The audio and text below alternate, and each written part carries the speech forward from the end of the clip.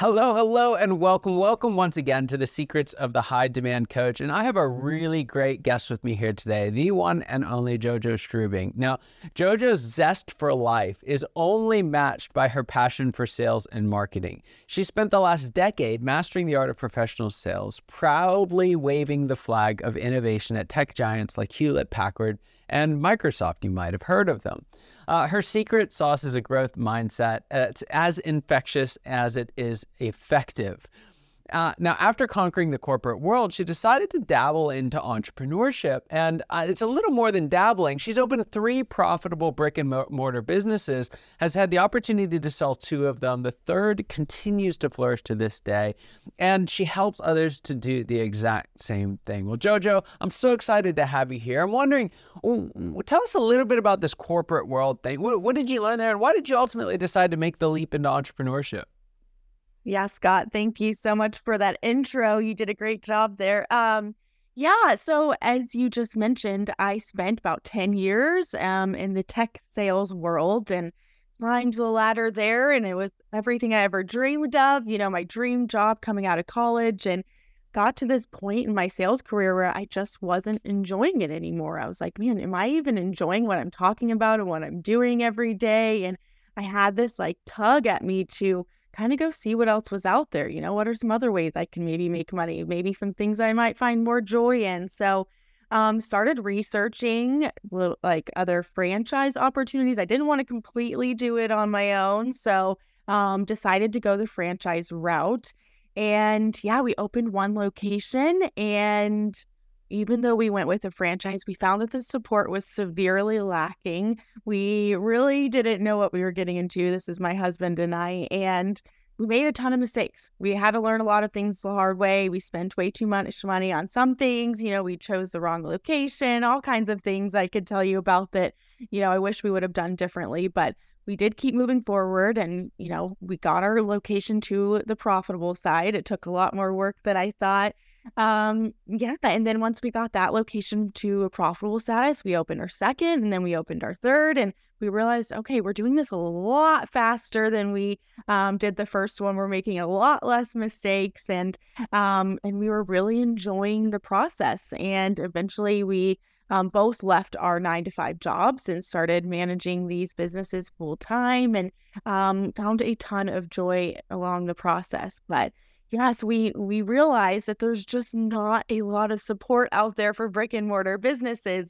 Even though we were with a franchise who was supposed to be guiding us and providing all this support, we really weren't getting that. Not that there aren't franchises out there that do that, but we wanted to go out there and help others who did want to do this on their own or had questions, so that they didn't have to make all the mistakes and learn things the hard way like we did. So that's kind of our journey there. Yeah. So there's one of the things that I've noticed, and that is kind of the genesis of any great story for a founder. If you go back far enough, starts with some kind of dissatisfaction, right? It's just not enough. And it's interesting. We kind of think of entrepreneurs as like tech people who start businesses in their mom's basement while they're wearing underwear. That's not usually how it works, right? It's usually someone who's really successful, like you had in your story, and they're doing well, and there's just something that's missing. In kind of going through your story and some of the new founders and entrepreneurs that you've helped, sometimes there's dissatisfied employees who are just dissatisfied, right? It doesn't really make you an entrepreneur. Sometimes it's the kickoff for an entrepreneurial journey. How do you tell the difference? That's a good question. I think that for a lot of the founders that we work with, they just really want a different lifestyle. They don't want to be stuck in that 9-to-5. They want more flexibility. They, are tired of their boss. They want to be their own boss. So it's more of those pools. And then, you also see the people that are very entrepreneur based, like you said, that, have that love for business or, selling a product or service or creating one. So yeah, there's definitely both sides there. I see that for sure. Yeah. So as podcast hosts, we have this nasty habit of asking the same questions over and over again. One of those questions is, if you knew now what you knew, if you knew then what you knew now, what would it be? But I think we've got a cooler question for you, because you've done this 3 times. So tell me, how was the second brick and mortar different than the first one? Oh my goodness. It was like night and day. I mean, the first time was tons of trial and error, tons of learning the ropes. I mean, I had no idea what to even do. We leased a space, but I was like, oh, there's a permit I have to get. So, lots of research, lots of, trying things. When it came to marketing, it was like, I have no idea how to market this business. Let's just spend money on everything. And, half of it didn't work, half of it did. So, when we got to that second one, I really felt like we had a much better roadmap. Like, okay, this is the exact process. We know that this didn't work last time, so let's try something different here. And yeah, our second business, we actually opened from keys to opening within 3 weeks. And our first one was much longer. So it was incredible. Once you've done it once, like you really can replicate that model so easily. Yeah. So interesting follow-up question on that. How is it different from the second to the third? What were some of the biggest changes when you went to that third iteration?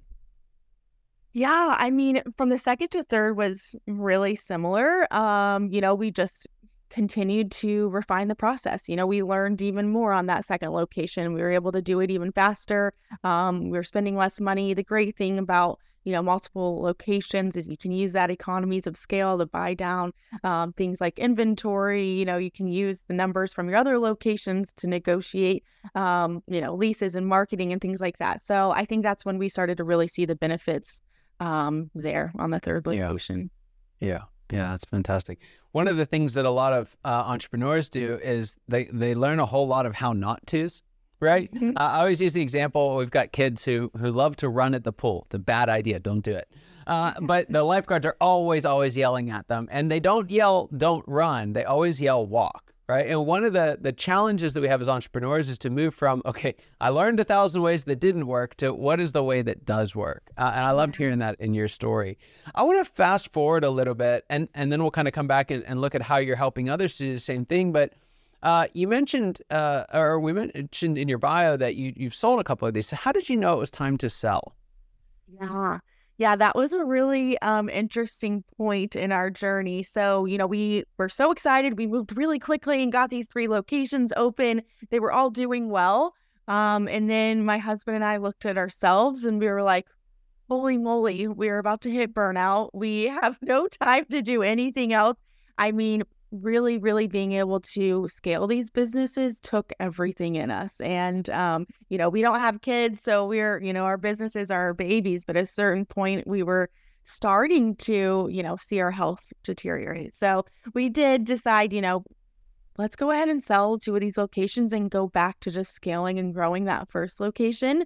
So it was a really neat experience to go through selling both of those. We learned a lot in that process as well. One of those locations we actually had to sell 2 times. It's a very long story, but yeah. So I mean, we were excited to be able to sell those locations, that they were doing well enough to sell them. And I think that a lot of founders I work with today, we talk about what your exit strategy is, because that can be a great one. Maybe you just want to scale this business for 1 to 2 years and then sell it and not be stuck with it for life. So there's so many different routes with brick and mortar business, and I've certainly experienced a lot of them.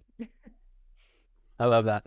Now, there's all this hype, right? I was just looking at something yesterday, and it was all Amazon fulfillment. There's Amazon and AI and e-commerce, and it's just kind of the thing. Is now really a good time to start a brick and mortar business? Yeah. So, that's the question we get all the time, right? Like, should I even open a brick and mortar business? Is brick and mortar business dead? Like, what's going on there? So, we've certainly seen it all. We've been in this business for 6 years, so all the way through COVID. And, we've seen the ups and the downs and all of that. And I can tell you what we've learned through it all is that you have to have an experience within your business. If you don't offer some sort of an experiential retail, whether you're product or service based, it is really hard to compete with online. So if you're just a transactional business, you're just, selling some products, that is hard to compete. You have to give customers a reason to want to walk into your business and really, experience what you have to offer, right? Yeah. And I think that those that are able to do that, you don't have to worry about the online giants, and you don't have to worry about, am I here for the long haul? Like, there will still be reasons for people to come back. Yeah. I'm thinking of, several restaurants do this, but Auntie Anne's pumping in, cinnamon smell to where you stand. Yeah. Well, so what are some ways that you guys have really dialed in the experience for your customers? Yeah. So when we work with our clients, we always start with like, what are the senses that you are touching when you walk in? So like you just said with the smell, what are people smelling to enhance that experience? If you're a spa, is it, a nice comforting lavender scent? What are they hearing? What kind of music is playing? What are they able to touch? People want to go do things. They want to try the products. They want to handle things. We're seeing a big rise in these like co-creation stations. So where you can go in there and like make your own shampoo or make your own, jewelry, things like that, where you can go craft something and get interactive. Any of the senses that you're touching, if you're able to sample food, taste, offer something there, that's always a huge one. All of those senses, we have you focus on what all of the senses you're touching and how that's creating a feeling, because you want to focus on one feeling within your business that when they leave, you make sure that they felt that. Yeah, I love that. What are some others that you've seen, some novel ways that you've seen some of your clients do this for their stores? Oh man, they always amaze me with really cool ideas. But the sampling is always really neat to see how they figure out ways to sample their products. I've got one right now who is, she has like an art store, and she's really gotten on the interactive side of hosting classes within her space and having people come in and make things. And it's been huge for her. It's like doubled and tripled her business by just adding in a couple of classes. And now people are coming in, but they're also buying the art supplies and the crafts and things like that. So just small little ways that go a long way of getting more people into your space. Yeah. Yeah, that's so good. So I want to take a look at the folks that are thinking about starting, right? Maybe they're in a position like you were, or whatever it might be. They're thinking about starting. What are some things that they should think about before they make the leap? Well, good question, because I don't think people take enough time to really think, and I myself included. I was so excited. I just wanted to go, go, go, and I really wasn't patient in the beginning. And number one is definitely taking a look at what your startup budget is going to be. So, how much is it going to cost to get me open? And then how much is it going to cost for me to operate until this business can pay for itself? Really understanding those costs and making sure that you have that. A lot of people will get to that opening phase, but they don't realize that they're not going to be really making money for the first 6 months to a year. And then that's why so many brick and mortar businesses fail in that first year. So that's number one. And then number two is most definitely location. Be patient in this process. Your location is everything when you're a brick and mortar business. You're paying essentially for a giant billboard in your city, and you want to make sure that it's visible by the most people possible in the most high traffic area. So really waiting for that right location for your business is going to pay off tenfold. Yeah. I found that patience word is a big one. It is so hard. It's so hard. You're so sick of your job. Like, you're so inspired by what could be. But getting some of these things in place, it doesn't feel like you're moving at all, right? It's just kind of like, I love that they do it now, but the rocket launches, right? You watch this, T-minus counts all the way down and it launches, and there's like fire and smoke and you can feel it miles away, but the rocket doesn't move at first, right? Yeah. It's just full force and nothing's happening. It feels like you're just kind of perpetually stuck in that mode. What are some things that you've found help folks to be patient in that moment when they're so excited about taking the next step? Oh, I love that analogy though. It's a hard one. It's one I'm still working on. I think, when people are looking specifically in like that location phase, I always tell them like, you can still be working on your business, you can still be crafting what that experience is going to look like, getting your systems and processes set up. You can start marketing. It's never too early to start marketing your business or talking about it online and doing things to generate that interest and excitement. So I think keeping yourself busy in other ways can help you maintain that momentum, because you get a lot of no's in that process. People will turn you down for locations, and so you gotta stay motivated. Yeah. It's definitely a challenge. I remember when our small business was looking for places, everyone wanted our P&Ls, and it was like, well, we don't have one yet, and we were just an office. We weren't even looking for a great retail spot. So it's a real challenge. So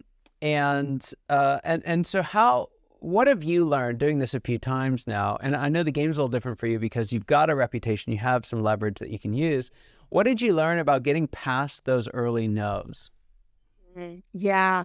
Well, it is hard. It is hard. It is crazy to me because I'm like, commercial real estate is the only, real estate, that it's like they almost don't want to lease the unit. It's like they have no desire to move quickly as you do. But yeah, staying persistent is huge. Just continuing to follow up with these people. A lot of them won't respond. But staying persistent, and then also really giving people a glimpse of what your business is going to look like. Like you said, if you don't have those P&Ls, at least show them like a business plan, show them your mood board, show them, what this experience is going to look like. A lot of times they're just a little iffy on what you're going to use the space for, if it's going to look good, if it's going to attract customers. So really giving them that glimpse can be helpful in this process. Yeah, that's so true. So there's a question I like to ask all my guests, and it is this. What is the biggest secret that you wish just wasn't a secret at all? What's that one thing that you wish every founder entrepreneur, aspiring entrepreneur knew today?